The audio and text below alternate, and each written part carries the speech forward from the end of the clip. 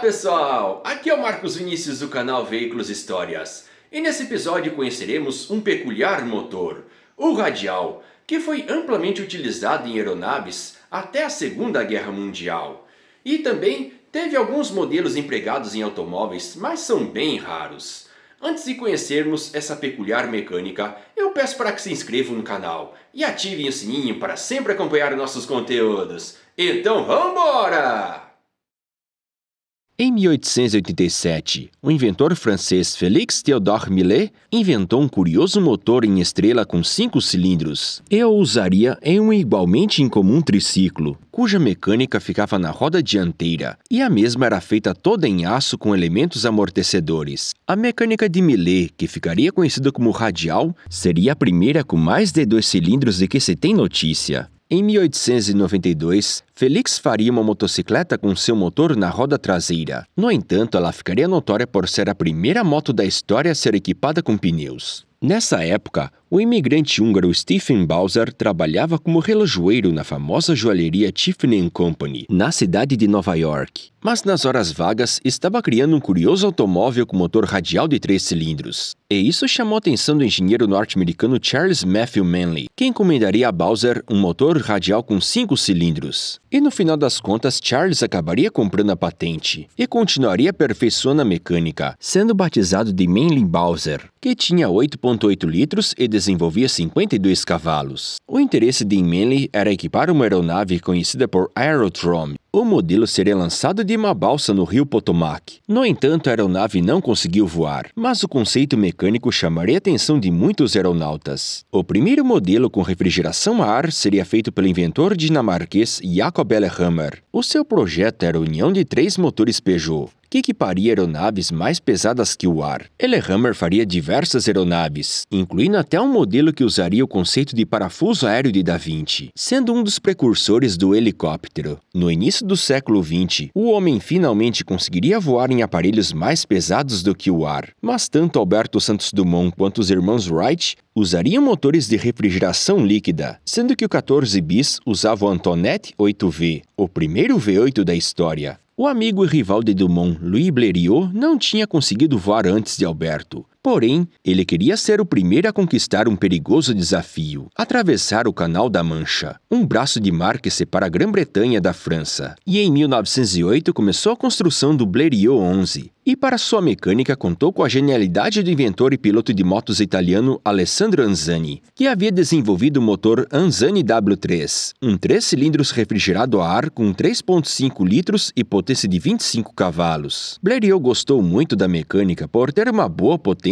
e ser leve, já que era refrigerado a ar. E no dia 25 de julho de 1909, Louis cruza o Canal da Mancha com sucesso em seu avião. Ele partiu de Calais, na França, e pousou em Dover, na Inglaterra, uma distância de 36,6 quilômetros. Um grande desafio se levarmos em conta que o voo do 14 bis, feito há menos de 3 anos, havia quebrado o recorde de distância ao atingir 220 metros. A verdade é que a indústria da aviação estava evoluindo muito rápido, e a engenharia sabia que quanto mais leve fosse o avião, maior chance teria de levantar voo. Dessa forma, os motores radiais refrigerados a ar eram uma excelente opção mecânica. Durante a Primeira Guerra Mundial, os países aliados criariam diversos motores radiais para equiparem suas aeronaves.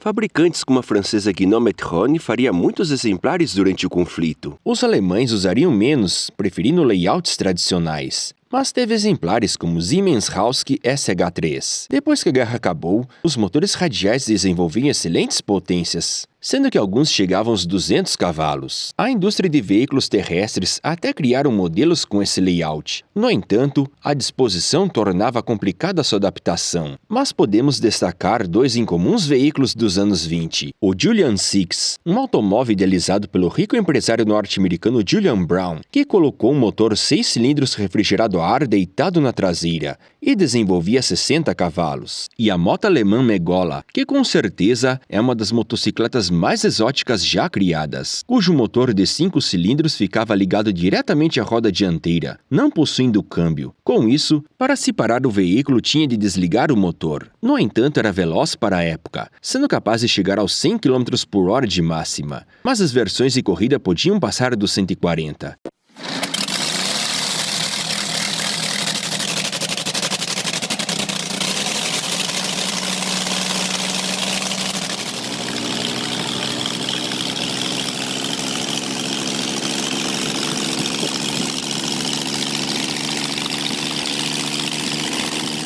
Nos anos 20, a mecânica ganharia muita popularidade na aviação, já que haviam resolvido os problemas de confiabilidade. Modelos como Wright Whirlwind e Pratt & Whitney Wasp fariam muito sucesso e equipariam muitas aeronaves. Nos anos 20 surgiria a aviação civil. Porém, ainda faltavam alguns desafios para os aviões para que o progresso ganhasse mais força, e um deles era atravessar o Oceano Atlântico. O rico empresário de Nova York, Raymond Ortig, estava oferecendo uma grande soma de $25 mil para quem conseguisse realizar tal feito, e o aviador norte-americano Charles Lindbergh, que trabalhava pilotando aeronaves para o Correio Aéreo dos Estados Unidos, aceitou o desafio. O modelo escolhido foi o Merian, que foi batizado de NYP, em referência ao desafio Nova York-Paris, e ele vinha equipado com motor Wright Whirlwind. O avião ficaria famoso pelo nome que Charles deu a ele, Spirit of St. Louis, ou Espírito de St. Louis em inglês, em homenagem à cidade onde Lindbergh morava. E dentre os dias 20 e 21 de maio de 1927, Charles voou de Long Island, em Nova York, até Paris, a capital da França, com distância total de 5.808 quilômetros. O voo foi um grande sucesso e virou notícia mundial, e com isso Lindbergh ganharia o prêmio Ortig. Com tantos feitos na indústria aérea que vimos até aqui, já devem estar se perguntando: como é que funciona um motor radial? Uma das definições da palavra radial vem da geometria, sendo algo disposto em raios em relação a um centro. Dessa maneira, os cilindros estão dispostos em um layout que lembra uma estrela.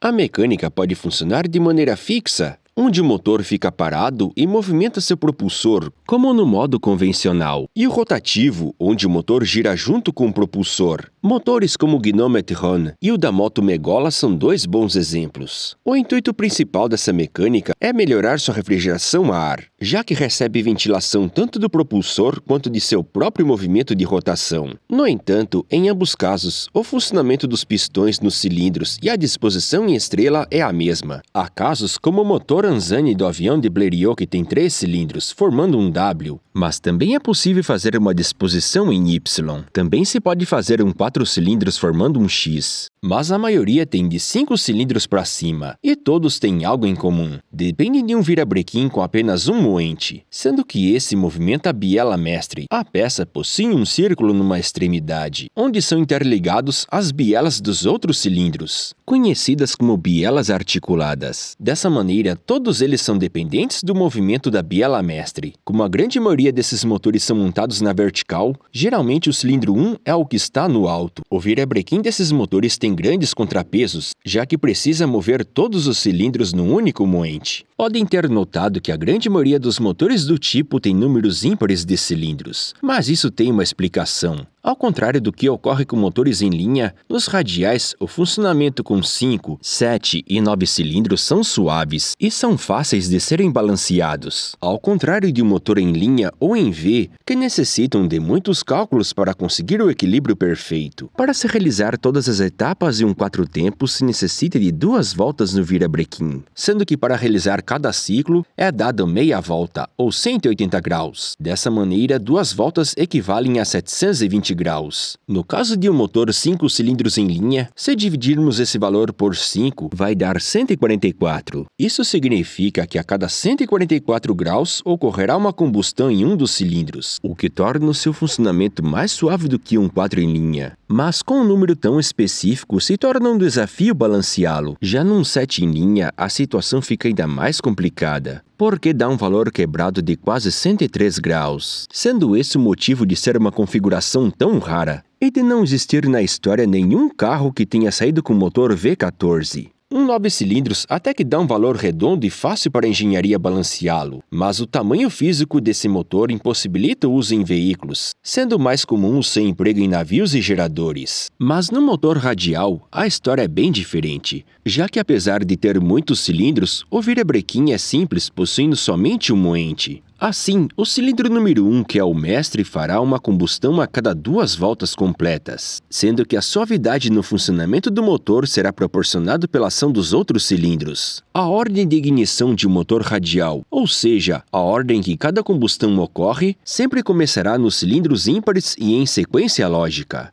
Num 3 cilindros é 132, num 5 é 13524 e em um radial com 7 é 1357246 E finalmente no motor com 9 é 135792468. Dessa maneira, podemos observar que o motor com número ímpar de cilindros realiza suas combustões em câmaras alternadas, não tendo chance de 2 cilindros seguidos realizarem uma combustão. Se usar o número par de cilindros, o motor perde seu balanço, já que em um momento 2 cilindros realizarão combustão em sequência, e em um outro momento os mesmos serão pulados, sendo esse um fenômeno conhecido por momento de silêncio, que é comum aos motores 3 cilindros. Lembrando que isso não se aplica a motores com ciclo 2 tempos. Porém, nos anos 30, a exigência por motores mais potentes fez a engenharia criar mecânicas cada vez mais complexas, e logo surgiriam motores radiais com mais bancadas de cilindros. Em uma bancada só, a refrigeração a ar era eficaz, mas com mais fileiras, a situação fica mais difícil. Modelos como Pratt & Whitney Twin Wasp tinham uma disposição onde os cilindros traseiros eram dispostos dentre os Vs dos dianteiros, e para refrigerar melhor o motor, aletas e defletores especiais foram criados. Em 1939 se inicia a Segunda Guerra Mundial, e durante o conflito, a indústria de motores usou toda a sorte de criatividade mecânica para veículos pesados como tanques, barcos e aviões bombardeiros. A engenharia sabia que para obter maiores potências e torques em motores a combustão interna, precisavam de maiores litragens, e assim o emprego de muitos cilindros era uma opção. Para os tanques norte-americanos, uma curiosa e barata solução seria empregada pela Chrysler, um motor que ficaria conhecido como A57 Multibank, sendo a união de 5 motores flathead 6 cilindros com 4.1 litros, uma mecânica de produção regular da empresa. Assim, o A57 tinha 30 cilindros, 20.5 litros e potência de 370 cavalos, sendo claramente um improviso barato, mas muito confiável. Outro motor do tipo usado em tanques foi o Continental R975, que era o Wright Whirlwind feito sob licença, porém adaptado para o uso em veículos terrestres. A mecânica era praticamente a mesma utilizada em aeronaves, com diferença de ter uma enorme ventoinha com muitas pás, além de outras adaptações. No entanto, logo essas mecânicas mostrariam seu lado negativo. Por conta de sua disposição na vertical, se passar um tempo sem funcionar, o óleo do motor se concentra nos cilindros inferiores. Assim, é necessário fazer o processo de pré-lubrificação, um conjunto de procedimentos para retirar o excesso de óleo e combustível dos cilindros inferiores e prover lubrificação nos superiores, cujo intuito é evitar o infame calço hidráulico, que é quando há excesso de líquido na câmara de combustão, tornando pesado demais para a biela empurrar. E isso, aliado à força do virabrequim, acaba entortando a peça. Mesmo com todos os cuidados, um pouco do lubrificante se mistura à gasolina, fazendo a partida dessas mecânicas emitirem grandes quantidades de fumaça.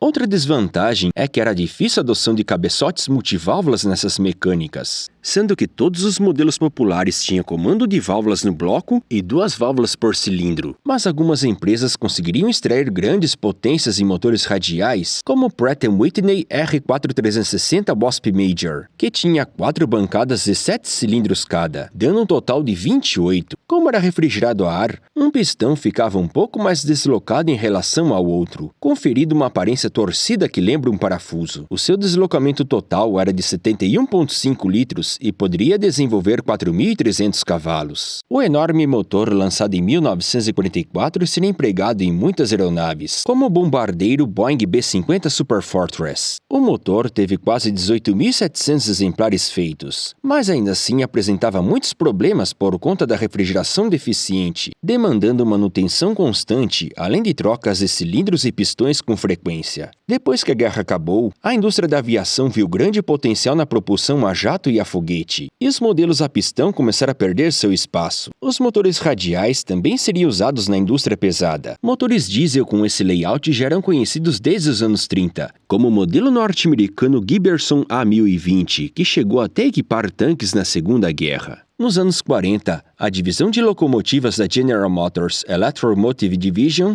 ou EMD, criou uma série de motores radiais em X com 4 bancadas e 4 cilindros, dando um total de 16, denominado de 16184, informalmente conhecido por panqueca, por ser uma mecânica compacta mesmo tendo 48,2 litros. Como todo GM diesel de sua época, ele tem ciclo 2 tempos e equipado com blower, fazendo sua potência chegar aos 1.200 cavalos. E ainda tinha um modelo maior, o 16338, também com 16 cilindros e 88,6 litros, que desenvolvia os mesmos 1.200 cavalos, mas o seu destaque era a enorme curva de torque. Os motores seriam empregados em barcos e submarinos, e curiosamente eram montados em pé, e nenhum seria usado nas famosas locomotivas da empresa. Ainda que os motores da AMD sejam enormes, com certeza os maiores radiais de todos pertencem à fabricante russa Zvezda. Depois da Segunda Guerra Mundial, o governo soviético decidiu criar um motor para aeronaves, usando o layout radial a diesel, surgindo assim o Yakovlev M501. Já que seu idealizador seria Vladimir Yakovlev. O modelo tinha 7 bancadas e 6 cilindros, dando um total de 42, e sua litragem era de 143,6, fazendo a potência chegar aos 4.750 cavalos sem turbo, ou 6.205 com a superalimentação. Mas com o declínio da demanda por motores a pistão na indústria aérea, o governo soviético decidiu voltar o projeto para o uso náutico, e em 1960 seria lançado um modelo que foi rebatizado de Zvezda,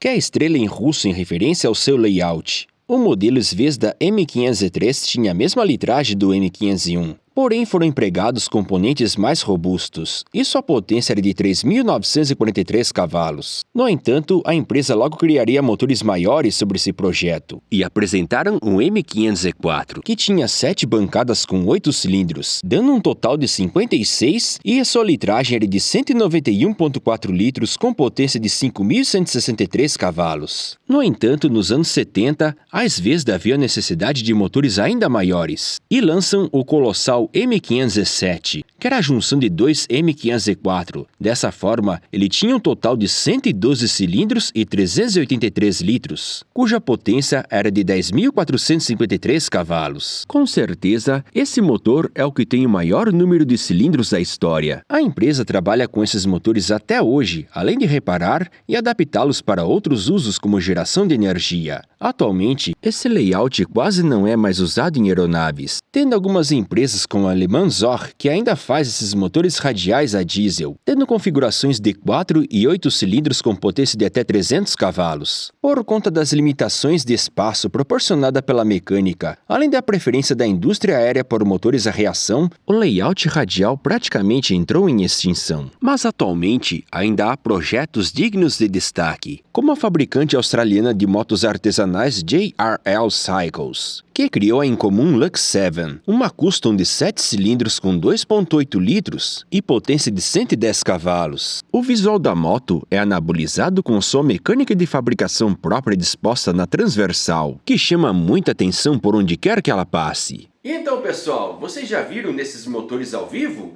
Digam suas experiências nos comentários. Eu espero que tenham gostado do vídeo e entendido as explicações. Assim eu peço sempre para que deem um like e compartilhem com todos os fãs de mecânicas.